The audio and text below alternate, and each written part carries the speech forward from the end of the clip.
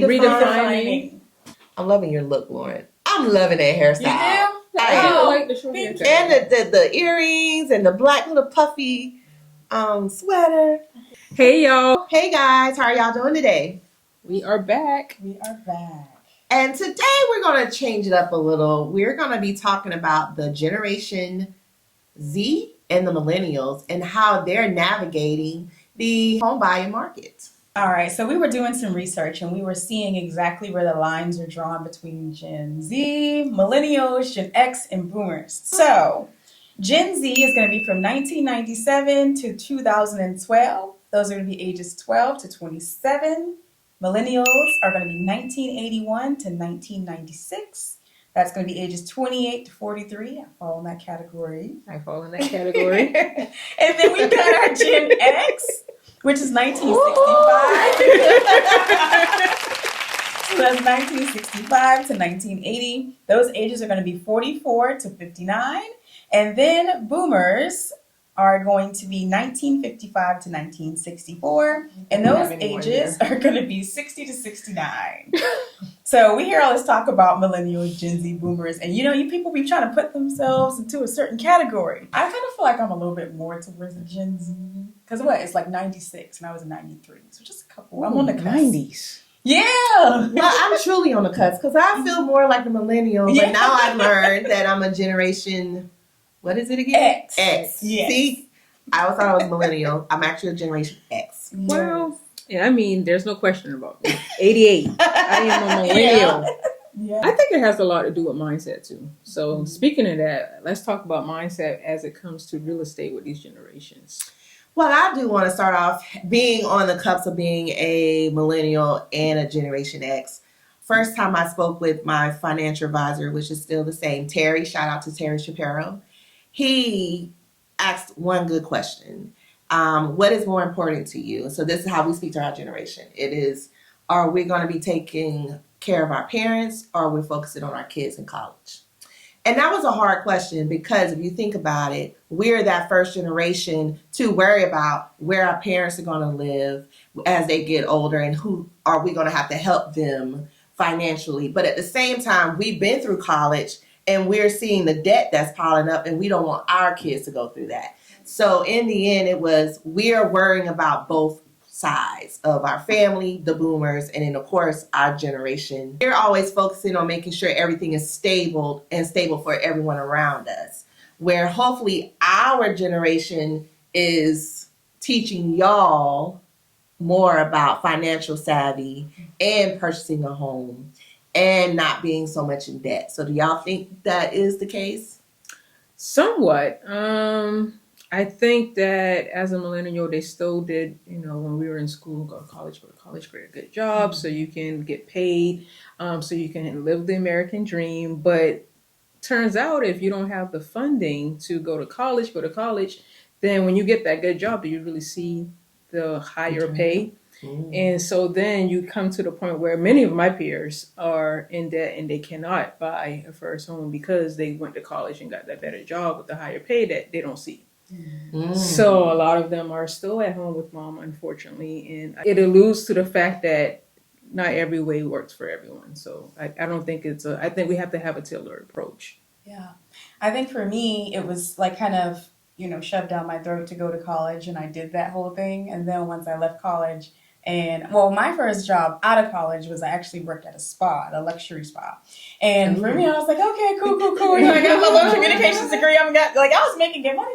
But then I was seeing that there were massage therapists and estheticians and stuff like that. And they were getting to work after me and they were leaving before me. And they were making 10 times what I was making. So then it kind of changed my perspective of okay, am I going to sit here and punch this clock and get this hourly wage? Or am I going to go after a trade and do something else? So ever since that's kind of been my mindset is let me just go after a trade. And that's almost something that I wish that I had known was possible for me before I went to college. Exactly. I got pretty lucky where I went to one of the I would say least expensive colleges in the state. So I don't have a whole ton of student loan debt compared to my other peers. But I definitely wish that, I had kind of had a little bit more options. It's funny that you say that. That trade probably cost you way less than Oh, gosh. that college degree. Yeah. And the entry to get into the workplace to make some money was probably a lot easier as well. Correct. I remember being, I graduated college in 2010, and it was at the height of the economy being lousy. Mm. So here I am, a recent college grad. I was like, I got a degree. I got to make some money. Got to make some money. But no one will hire me. And then the folks that were hiring, it said experience. I was like, I'm fresh out of college. Someone has to give it to me, so I could see where having a trade, you would have been in the marketplace a lot earlier and able to obtain home ownership a lot earlier as well. I mean, think about it. Not everyone is a college student either. So learning that trade will put you in the game a little earlier, I think. Sure. And I want to respond with that because even we have been there and done that, and now we all are around other kids coming up. I know I'm instilling in that, college doesn't have to be the end all be all. Right. You can be able to get a trade, find what you love, and that's your passion, and go for it. Now, I still believe you got to get some type of professional development and business classes somewhere in there. Right. But I do think these younger generations coming up are already seeing that. And they're not wanting to go work for a person. They want to work for themselves because they see the potential that is there. It might have taken us forever to get to that point, Right. but they're seeing that up front. Right. And I think it's because we're showing that to them. Right. And or sometimes they're showing it to us. Trina, you mentioned about student loans and how that is affecting your generation coming into home buying market. What are some possibilities for your generation that do have a lot of debt in regards to student loans? Do you know ways that they can navigate around that?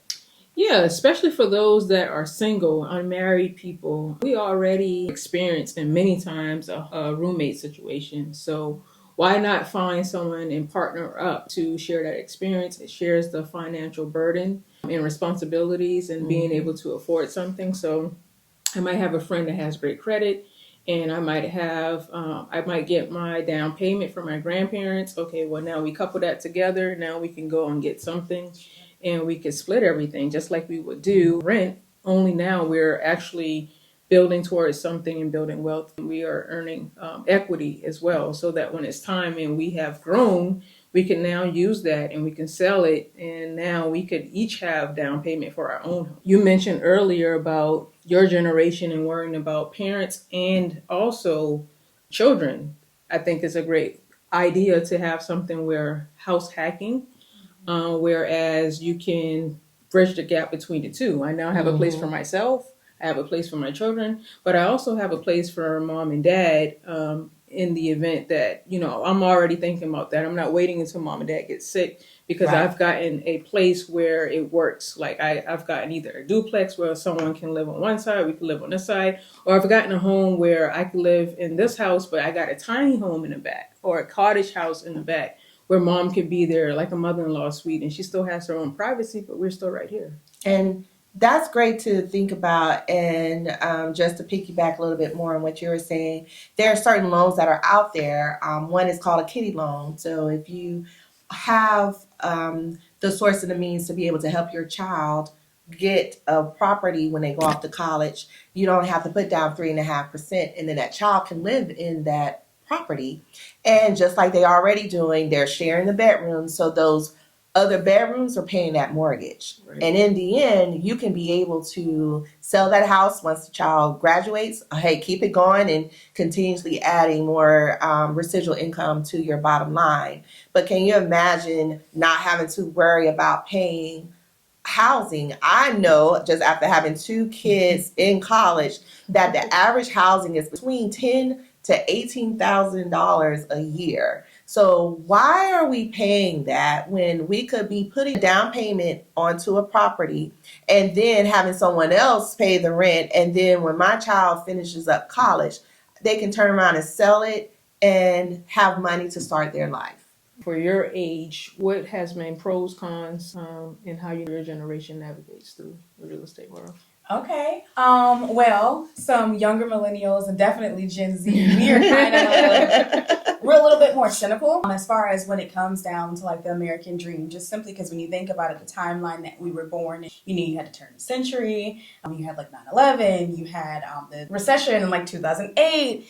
There's been so many different things that have changed. So a lot of people in my generation definitely have this like pessimistic attitude towards home ownership, but definitely, especially now with us having more access to resources, especially like the rise of TikTok and things like that, and where you see realtors, you see mortgage officers on there talking, they are providing a lot of information, and now we have access in a way that we didn't have before. So I'm definitely seeing a lot more of my generation actually go out and get that information and then pursue home ownership. Well, Lauren, I have a little story. I had a client 2 years ago, 19 years old, and he came to me and he wanted to purchase a house. And I was so shocked and so proud that someone fresh out of high school, he got his associates while in high school, he was hired at Google, he was still getting his bachelor's online, and he was living with his grandparents. And he said, my first place I wanted to own, not because I'm ready to move out, it's because I know this is a great financial decision. And he purchased a townhome. He wasn't looking for a savvy with him with the amount of money he was making at Google. He could have said, I wanted a $300,000-$400,000 house, but nope, he didn't. He said, let me find a very inexpensive townhome that I can have and I can grow with my family. And then as I get more into my field, I can purchase something. And I was proud to hear that, where he watched a lot of social media and in our days we had encyclopedias and then Google, but y'all have more research at y'all fingertips. Right. And he was not just only investing in real estate, he was talking about his stocks. And that's things where even our generation is still like, what is that?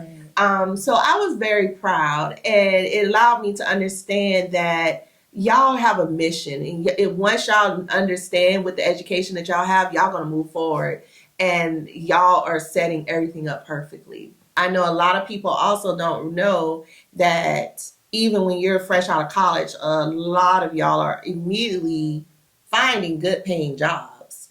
And when you're finding those good paying jobs, you're able to use your college as work history. So you can be able to purchase a home just having your work history as your college. And so all they're needing to know is, a bank is needing to know, is your letter of hire. So basically your offer letter. So with that, that is where you can be able to immediately jump right into, and that can trickle down to what Katrina was saying, where instead of you purchasing a house, look at purchasing a townhome, look at purchasing a 4-family unit, because you could still be able to get a regular loan with that. So just imagine if you were able to find a 4-family unit that has 4 doors in one building, and they will factor in the possible rents for those other 3 doors. So as long as you're living in one and everyone else is paying the other 3, you're have a property that you're not even paying rent and mortgage for. Everybody else is paying the mortgage for you. So there's so many ways of hacking in real estate, and it is just getting that education. And that's what we're here today to be talking about it and opening up those avenues to talk. That's key. I think it's the education. Once we start hearing about opportunities, hearing about what's possible, seeing that it's possible, because we're seeing people that are living testimonies that these things can happen. So I think with that and the right mindset, that is key. All right. Well, this is going to end our conversation today. Hopefully y'all were able to learn a little bit about each generation, but also knowing that there's always an opportunity as long as you put your mind to it. And we are here to help you. If it is you're looking to find a property for your child that's going off to college, or you need to maneuver ways of how to help with funding for student loans, there's so many programs that's available. We're able to have all those resources in our back pocket to help y'all through this process. So give us a call. We're the Atkins Group. We're changing lives forever, Home Solutions, and we are here redefining the Low Country. Have a good one. All All right, bye. Bye.